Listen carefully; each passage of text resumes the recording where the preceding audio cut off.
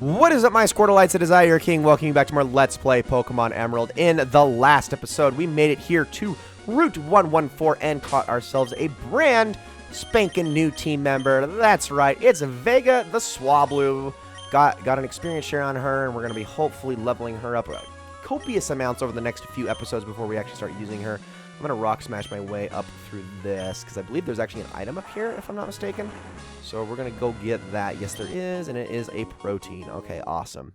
That is going to be nice to have. In fact, that is probably going to be perfect to give to the guy that I'm using the most right now, which is Ghidorah.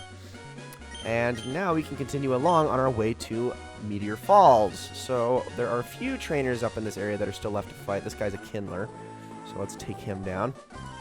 So, the thing I wanted to point out, and you can see it up there with those two rocks that are around that indent in the wall.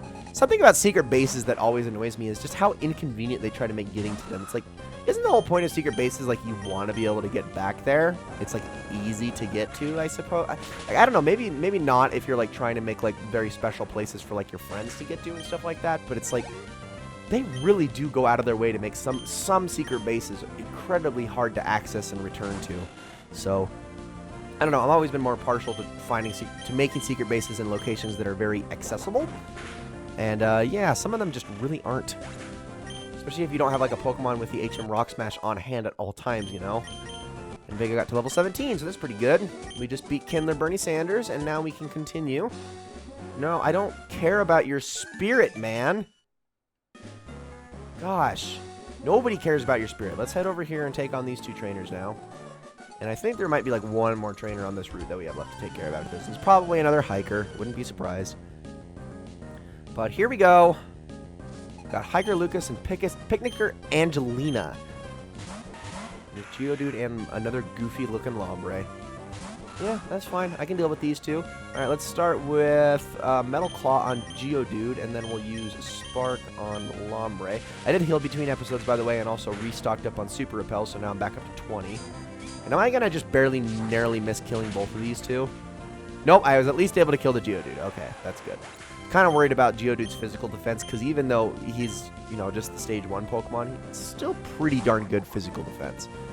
I mean, by the time it becomes Golem, obviously, it's insane, but yeah. Oh no, Absorb. Ah, it's so bad. Okay, let's headbutt the Numel. Shockwave you. You can kind of interchange Shockwave and Spark at all times anyway, even though Spark is de facto better in most instances. And then we can... Let's just focus... Well, no, actually, I guess Raiju can just one-shot the Marill next turn. Perfect. This fight is going relatively smoothly. Wow! Or we could just one-shot the Numel with Headbutt. And see, there's my problem with Numel right there. As I stated earlier, you know, a few episodes back, it just isn't all that defensively strong enough to make up for the fact that it's really slow. It dies too easy. Like, okay, I get that it was like 8 levels low, but still, the fact that it died to a single Headbutt is just... From an Aeron of all Pokemon is just kind of sad. And there we go. The mountains are... Listen, I'm no mountain, okay? I don't know why you're calling the mountains unforgiving when that was entirely my doing. That it just whooped your butt. Okay, one more hiker. Don't yodel-hee-hoo at me. Don't give me that. I didn't come here to hear your yodeling, sir. In order to fight... I guess I did come here to fight your Geodudes, but I don't even freaking care. I'm going to take these suckers down with my Metal Claw, and we're going to just get a move on because I really want to get into Meteor Falls and actually get some stuff done in this episode besides just fighting trainer after trainer after trainer. And this Pokemon, if I can take it down without too much effort, should get Ghidorah to level 27. I want to say it's level 30 that Ghidorah evolves at. That's my guess, and I think the next evolution after that is level 42 or something along those lines. If I have those correct, I'm absolutely crazy. Like, I can fully admit that I would actually even remember that, but I'm not positive about it. All right, we've defeated Hiker Lenny, which is really weird that Lenny Kravitz would be doing yodeling, but I don't know, up to him, I suppose. And now we finally enter Meteor Falls, where exactly one new Pokemon can be found. Now, the most common Pokemon here is Zubat, but you could also catch a new Pokemon, which is called Solrock. Solrock is a rock psychic type, excuse me, that can learn fire moves such as Sunny Day and Flamethrower and things like that, that specializes in special attack and defense. It has a counterpart known as Lunatone, which can only be found in Sapphire, which is more focused on special defense, that is also rock psychic and can learn moves like Moonlight and the like. Decent Pokemon. They're kind of another pair that are supposed to work together, but honestly, if you want a good Psychic type, you can do a lot better, in my opinion, than Solrock or Lunatone, especially because they don't evolve and they don't really have all that great of base stats to begin with. But if you desperately want a Psychic type early on, then you don't want Ralts. I guess you could do worse than Solrock, but yeah, that's pretty much the only new thing that we got around here. I don't know who you are, but if you get in the way of Team Magma, don't expect any mercy. Hold it right there, Team Magma. You're badly mistaken if you think you can have your way with the world. Oh, hello, guys! Heh, even Team Aqua joins us, but it's too much trouble to deal with you all. It doesn't matter. We've got the meteorite, so off to Mount Chimney we go! Be seeing you, Team Aqua dingbats! Oh, shoot. Did I see you before at Sleeport's museum? Ah, so your name is Levi. At the time, I thought you were one of Team Magma's goons. You're one odd kid. Team Magma is a dangerous group of total fanatics. They engage in destruction, claiming to expand the landmass. They are the rivals to us, the sea-loving Team Aqua. Boss, we should give chase to Team Magma. Yes, we must. We've got to hurry. There's no telling what Team Magma will do at Mount Chimney. Levi, you should keep an eye out for Team Magma, too. Farewell. I'm not on, like, either of your sides, but okay. We do got to get back to Mount Chimney, at least. But let's talk to this guy. I'm Cosmo. I'm a professor. Team Magma asked me to guide them to Meteor Falls, but they tricked me. They even took my meteorite away. And then another similar bunch, Team Aqua, showed up. After that, I don't understand any of it. But that Team Magma, what are they going to do with that meteorite? That is a very good question, sir, and one that we're going to be learning relatively soon. But first, we got to do a little bit of exploring around here. First of all, we got a Moonstone right here that we're going to grab. If you have a Skitty, that is what you can use to evolve it into Delcatty. Let's head on down this way now, because this is actually going to take us to the upper side of Route 115, which is directly north of Rustboro. And there's actually a few notable things that we can do in this route, including some trainers we can battle. So let's break our way through this, and this is what we're going to spend the remainder of this episode doing. Grab this item, which is, well, that's a great ball. Is there any berry trees down here? Yes, there are. Okay, some Bluckberries. I will take those.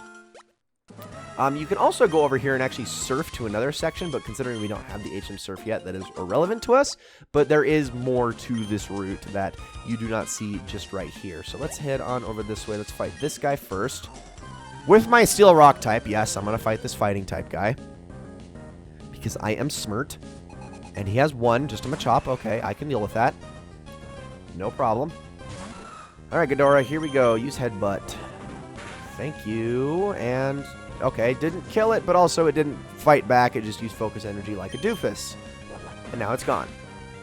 That was pretty easy. Alright, and then I believe, actually, the trainer that we're going to be facing down just south of here, he'll have a Zangoose, if I'm not mistaken. I believe it's the only instance of a Zangoose in this entire game.